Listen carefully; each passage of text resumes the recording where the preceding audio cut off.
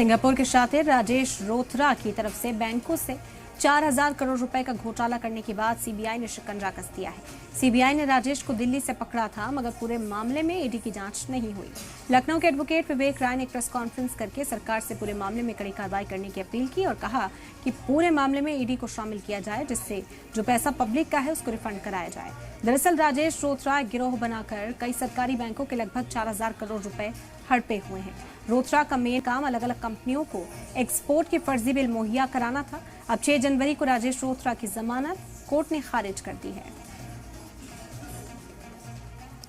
सरकारी बैंकों का हजारों करोड़ रुपए का घोटाला करने वाले राजेश रोथरा की जमानत कल खारिज हो गई है। हमारे साथ बात करने के लिए मौजूद हैं एडवोकेट विवेक राय हैं। पूरे मामले में पीआई दाखिल की थी आप लोगों ने, पहले पूरा मामला समझाइए, कैसे कैसे इसने जो है घोटाला किया था और कल जमानत खारिज करी गई है और आप लोग किस कार्रवाई की बात कर रहे हैं आगे आप? जी ये राजेश रोथरा मुंबई से बिलोंग करते हैं और काफ़ी समय पहले सिंगापुर में शिफ्ट किए थे। इनके द्वारा एक ऑर्गेनाइज्ड रूप से एलसी ट्रेड के लिए बैंकों से लोन लिया जाता है लेटर ऑफ क्रेडिट पे, और वो लोन लेने के बाद फर्जी ट्रांजैक्शंस दिखा करके कंप्यूटर के सप्लाई कर रहे हैं, केवल पेपर्स पे सप्लाई पाया गया और ऐसे में बैंकों का पैसा वापस नहीं किए।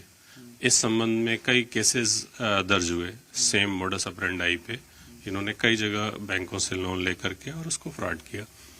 पैसा न पे करने के स्थिति में बैंकों के द्वारा एफआईआर्स दर्ज कराया गया और उन एफआईआर्स में 2022 में चार्जशीट भी आ गया था। लखनऊ कोर्ट के द्वारा कॉग्निजेंस भी लिया जा चुका था जुडिशियल मजिस्ट्रेट सीबीआई के द्वारा।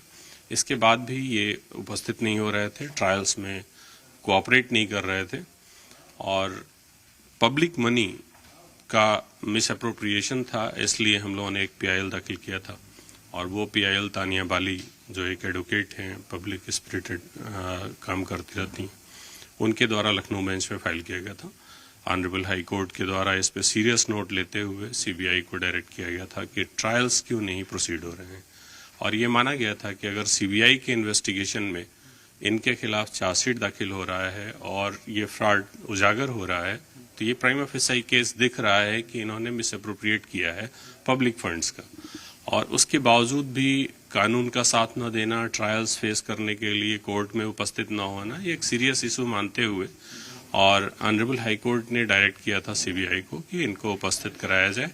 और मैं थैंकफुल हूँ ऑनरेबल कोर्ट के कि ऑनरेबल कोर्ट के इस एफर्ट्स की वजह से सीबीआई के द्वारा उन्हें अल्टीमेटली अरेस्ट किया गया, जो 3 साल से लगातार कोर्ट से बच रहे थे, अपन समन्स नहीं ले रहे थे, कोऑपरेट नहीं कर रहे थे। उनको अरेस्ट करके सीबीआई के द्वारा लाया गया। इस समय वो जुडिशियल कस्टडी में है। जिस केस में उन्हें अरेस्ट किया गया था उसमें उनकी जमानत एडीजे कोर्ट से खारिज हो चुकी है और अब उन्हें ऑनरेबल हाई कोर्ट में ही फाइल करना होगा। अभी तक फाइल नहीं हुआ है। तो ये थे हमारे साथ एडवोकेट हैं विवेक जी, और साफ मांग कर रहे हैं कि जो राजेश रोथरा है इसके खिलाफ ईडी की जांच कराई जाए, पूरे मामले में पासपोर्ट जब्त कराया जाए और कानूनी कार्रवाई कराई जाए, क्योंकि जमानत रद्द कर दी गई मगर अभी भी कुछ चीजें जो बाकी हैं पूरे मामले में, जो पैसा है जो करोड़ों रुपए में, उसको रिकवर किया जाए। कैमरा पर्सन रमन साथी के मत जी मीडिया लखनऊ।